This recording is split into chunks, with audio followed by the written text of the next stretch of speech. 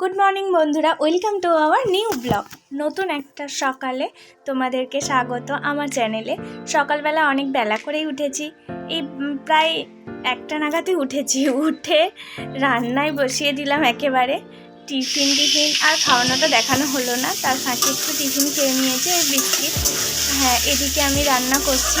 পেঁয়াজটা প্রায় ভাজা হয়ে গেছে, আর এদিকে আমি চিকেনটা বসিয়ে দিয়েছি। আর কি রান্না করতে চলেছি সেটা তোমরা কমেন্টেও গেস করে বলো যে আমি কি রান্না করতে চলেছি। আর একটু বাইরে গেলাম, কারণ বাবু কী করছে সেটা দেখার জন্য।